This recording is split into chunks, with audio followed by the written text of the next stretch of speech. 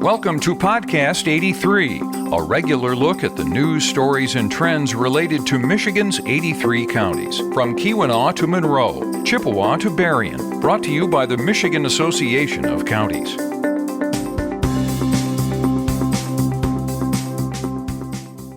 Okay, well, welcome back, everyone. This is Podcast 83, the podcast put on by the Michigan Association of Counties.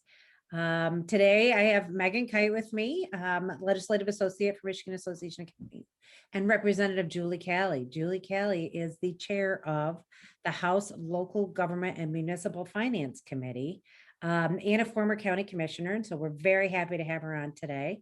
So welcome. Thank you. We are county commissioners, usually just tune in and watch and get caught up a little bit. It's somewhat easier to talk through some issues than it is to necessarily write them up. So we get good participation, I think, and it's fun. We think it's fun. It's fun. I think we like it more than some members probably. Yeah, and sometimes we have, humor that they're not so sure they agree with, but what do you do? What do you do? So anyway, thank you very much for coming on. We just want to touch base with you on a few things. Meghann, you want to kick it off on maybe some budget stuff? Yeah, I mean, we have to, right? Because it's the hottest thing going on in Lansing right now. Obviously the House has kind of put forward their original proposal that was a little bit of a kind of continuation of last year, kind of as simple as it could be, so we can get something to the governor. The Senate, not so interested in that route as of yesterday, sent something back that included only funding for schools, funding for local governments. Sounds like there just was not a lot of agreement. So just give us the breakdown. What actually got to the governor's desk yesterday? And then what do you think is the plan for the remainder of the budget? Sure. So yesterday we were able to send the governor what we call the school bus, the school omnibus bill, that has a significant step forward for many rural school districts. So for over 20 years, we've seen a disparity between some school districts in terms of getting higher state funding and others who did not. Now, rural area, I serve all of Berry County and much of Ionia County. All of our local school districts were at that lower tier. And the state has been pretty systematic for several years about offering the upper tier school districts one amount, and then we operate by what we call the 2X formula, which means if you're underfunded, you get twice what the others do, and we slowly have been closing that gap over time. This budget that has been sent to the governor actually closes the gap entirely. So we're excited that all students around the state would receive the exact same amount of state funding.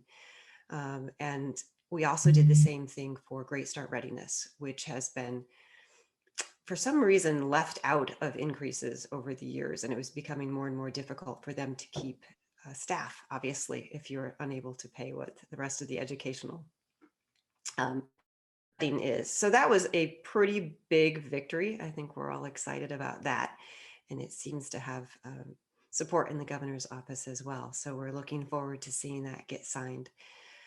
Just like local government, schools have to put together their budgets in advance. And so we like to get them real numbers instead of having to go through that lovely exercise of just estimating, recalculating when the revenue is actually declared. And this is really exciting for all of those districts and those students to it's got to be a huge relief. It's a huge bipartisan effort, right? Absolutely. Yes. Yeah. And support. And it really is an exciting time, I think, for those of us who have been looking forward to seeing that eventually happen. We would not have anticipated that it could have happened this quickly. So additional funding for special education as well. And we saw some opportunities students who may have been struggling during the last year. So there's extra funding in there for literacy, for example, and other mechanisms in which we can help our students who may have gotten behind during the year that was COVID. Right. Yeah. So revenue sharing didn't get done. I know that the Senate sent over a revenue share, like a what were we calling it? A skinny general government budget, or a skinny omnibus budget. I don't know. But it really didn't have all of your typical negotiated out budget line items, right? I mean, we didn't do conference committees like we did before in years past. And so now it's just kind of almost like a hot potato, it feels like, kind of going back and forth, like what's going on, who's going to hold on to it, what's it going to look like? Is that your take? Is that what kind of happened with that? It is somewhat of an unusual year for a variety of reasons. So, of course, no one in the history of the state has ever seen federal funding to the extent that we've been handed it. And those are very serious talks that have to happen in terms of how do we create the best framework to use those dollars. We don't want to initiate a structure that's unsustainable. You know, here's a perfect fill in the blank. Here's a perfect local gov for a year. Here's a perfect way to fund roads for a year. Here's a perfect way to fund universities for a year, and then run into the exact same dark, problem that we might in the following fiscal year. So how do we use these funds in a way that is actually beneficial and deals with some of our larger challenges now? And that's why you saw the baseline budgets come out, because we thought, well, maybe we can agree on some of the foundational items, and then we will continue those really difficult discussions around the one-time funding. So the House did pass that omnibus budget in which revenue sharing was contained in last week. The Senate gave us their version this week, but those talks are ongoing. So of course we need all three players at the table, the House, the Senate, as well as the governor's office. And it is important to us that we get information out to our locals about their revenue sharing as soon as possible. Those are just dialogues that have to continue at this time. Yeah, for us, and we completely agree with you. Those conversations about federal funding are extremely important. And we're making our rounds, but we're also working with MML and going, talking to the administration and approps chairs and, approps members about some potential match programs for the federal funding, so that we're not just putting it in just to kind of, fix holes or like you said, create more problems that are not ongoing, but how do we actually use these dollars to maximize the benefit? So, I'm really grateful everybody's just having those conversations. As far as revenue sharing goes for us, that's just unrestricted revenue that we can use for things that, we can't use the federal money for. So looking forward to the result of those conversations. Let me switch gears a little bit. You have been, a huge hero for us last year when you were chair of the elections committee, the House Elections Committee. You passed out our bills creating 4-year terms for county commissioners. They love that. They absolutely love it. Like all over the state. That's all we hear. Those bills coming. Are they getting done? Are they getting done? So thank you for that. Now this year we started them in the Senate. So there's 2 bills, and it's a bipartisan package. So it's Senator McBroom and Senator Moss. And now those bills are over in your local government committee, which is really exciting. So how do you feel about those? What do you think the future is? Yes, I am a prior county commissioner, and I have particular interest in this because I've lived that life. I know that those are the only county elected positions that are currently enjoying 2-year terms versus the 4-year terms that everyone else has. So these are discussions that will be ongoing in the House, at least in my committee this fall. I think it tends to run into a bit of a challenge because we've got some pretty strong opinions in terms of where those 4-year terms should lie. And that's really going to be, I assume, a lot of the discussion. So do we want it on the presidential election years? Do we want it on the gubernatorial election years? But there's certainly an extensive amount of merit to the concept of turning these into 4-year terms. Yeah, thank you so much. Yeah, as far as our county commissioners go, I mean, they really don't have a preference on which election cycle it's on. We just, don't want to step on too many toes, and we want to make sure that it just gets enacted, and, we don't want to necessarily have to battle our other countywide electeds. So, but whatever way you can negotiate it out, Representative, we are happy. We are happy. So the interesting theory historically is that the assumption is that perhaps legislators made it a 2-year term kind kind of out of the self-interest that they might want to run for higher office. So it is what it is. But obviously there's an extensive amount of a learning curve when you first join government service at any level. And 2 years is enough to get wet behind the ears and start to understand the process. But in the county world, that also means you pick a number of things only twice, right? Operate on an annual calendar. So there's certainly a lot of merit to extending those terms and therefore the education of the public servant. Thank you very much. I agree. I agree with you. Switching gears a little bit, Meghann, do you want to talk a little bit about the housing package that we're all, spending a good amount of time on? Yeah, absolutely.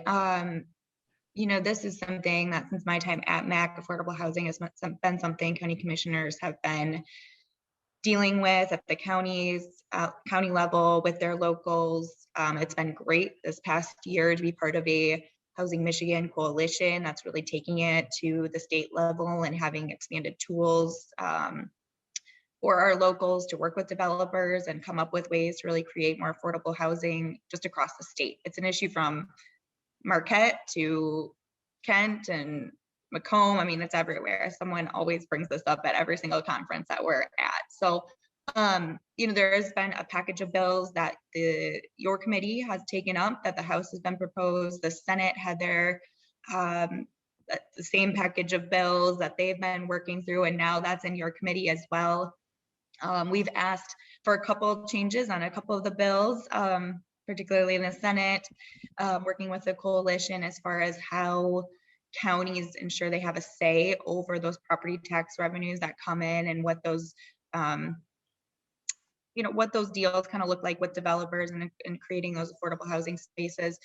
So just, if you can talk a little bit about what you had in committee, your thoughts about the package, what you were hearing from those that were testifying, and then a little bit about timing. We're in the summer now, but what does the fall maybe look like for your committee on those bills? Yeah, I appreciate that. So as you mentioned, this has been an ongoing challenge, but it seems to be exacerbated by the market in the last year. So if you are of a medium or higher income family and you're looking to move, you're also having trouble finding a location. So certainly now when we look at the low income, has gotten to be more of a struggle. The pandemic hit. And as a result, I think it's a timely conversation to have. But there are a lot of stakeholders involved. This is a wide discussion. Treasury came forth with a number of concerns. I know that the coalition was working with them, trying to find some collaboration and a path forward.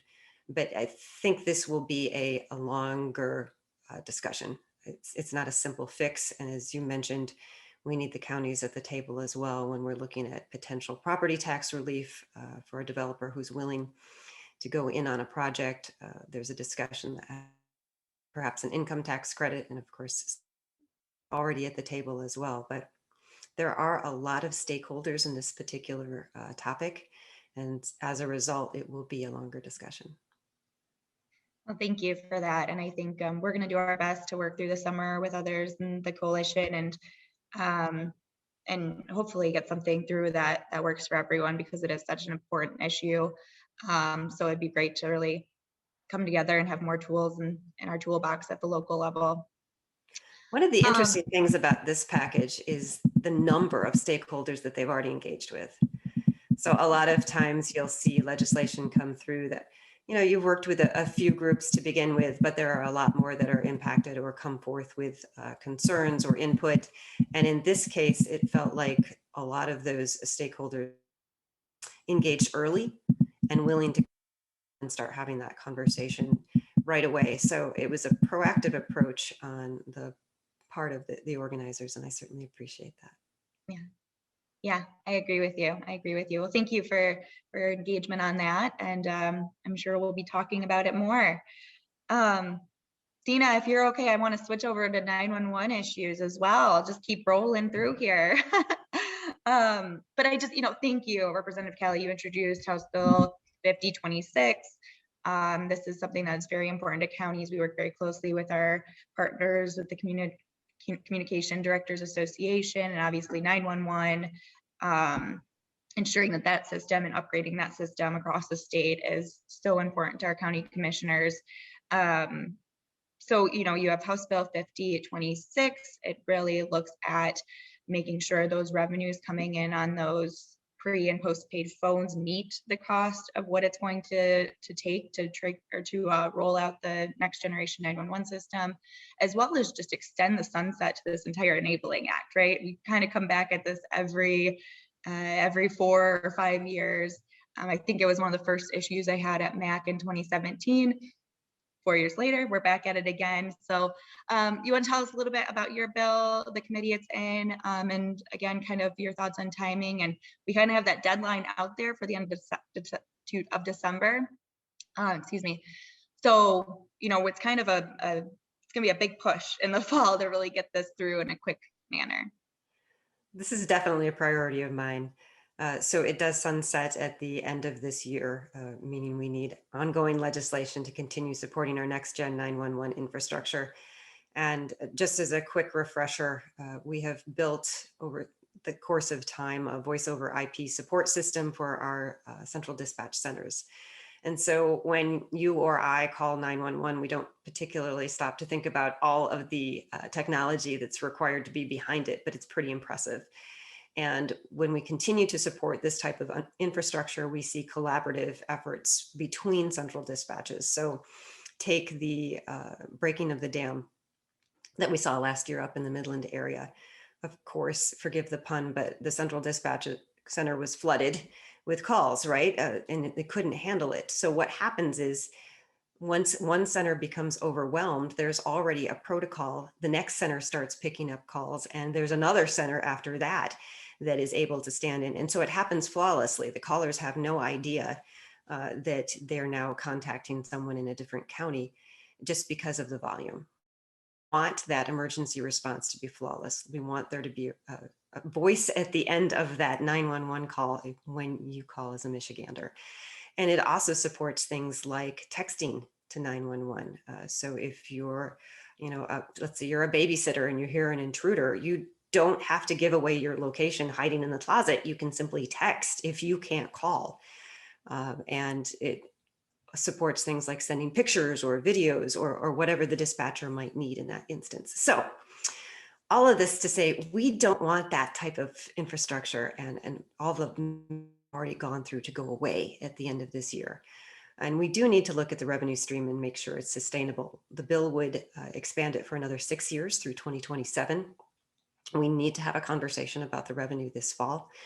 And there's also a rollback provision in there. So if, as we go about these 6 years, we find out, the expenses weren't really what we expected, because we know we're almost at the peak, climbing. And when we get to that infrastructure, then we're just looking at maintenance.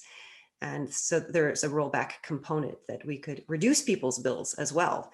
And currently there's a charge on every landline phone as well as cellular phone. And then there's a percentage that you pay if you purchase a prepaid phone as well. I think that's a really important point about the rollback is, we want to do the best job kind of guessing at this is what we're going to bring in. We know this is what's going to cost, and we want to get those as even as possible. But if we go over, all right, we have a trigger, it's in statute, we were prepared for that scenario. So I think that was a really, really good point and a good addition to that bill. You are involved in so many different things. I love this. I love this. We have one more item to talk about today, if that's okay. Do you have an extra minute? You had introduced bills that deal with public notices. And goodness. It was back when Amanda Price was in the House, and she put together this hundreds of bills to try and update the public notice statutes. And that was quite the endeavor. I mean, I remember going through spreadsheet after spreadsheet after spreadsheet, just trying to figure out what the appropriate timeline for notice should be or what to do. All of that was in reflection of the fact that there's fewer and fewer print publications now. And we're kind of stuck between a rock and a hard place, for the local units to, publish in a newspaper of general circulation that there could, people in that county or in that municipality are going to read or put it online, but then how do people necessarily know it's online? And kind of how do you reach them? So it's been that same dilemma forever. And so you've taken this issue on this year, and kind of want to update that statute a little bit. Do you want to talk about your approach to that? Sure. So my approach would simply put into statute an online component. So if you are contacting your newspaper to do your public notice, they have to put it online. And the association would also maintain one website where all of the notices would go. So you could have a potential one-stop stop if that's what you prefer. But this is really a nod to the fact that we all have our niche now when we get information. You know, in the good old days, you read the newspaper and everybody read the newspaper. It was that easy. Now in the information age, it's actually harder than ever to reach everybody because some people get their news from Twitter and some people rely on Facebook and some people just prefer their local TV stations, you name it. And I have a very vibrant newspaper in Barry County. Not all portions of the state do. And so we need to look at different ways to communicate public notices so that we can keep the public informed as that law intended. Yeah. Well, that's good. That will be very helpful. I know there are some things that we as local units of government are seeking to have included in that legislation. The cost of public notices is really kind of, well, I mean, clearly we want to save money wherever we can save money. But in the situations where you have like a large public notice that has to go out, having information online, maybe just a link to the additional information might be helpful. A government rate or, I think that there are so many issues surrounding public notices that any kind of help for local governments would be better. And I know you're going to take them up, you're probably going to take them up this fall. So those actually, at least the House versions, so my bills, and then I anticipate that we'll see the bills back that are similar to the ones that you referenced from Representative Price's days. Those, I believe, will be headed for oversight. So that's, Okay. and as a result, I am simply a sponsor this time. I'm not the chair. Okay. All right. Well, we look forward to those continuing discussions on all of those issues. And thank you so much for your time today. I mean, we're recording this, so we're not going to play it right away. It'll play probably in a couple of weeks, but have a wonderful 4th of July. You too. Thank you very much for taking the time today. I appreciate the opportunity. Have a great day. All right. Thanks. Bye. I know.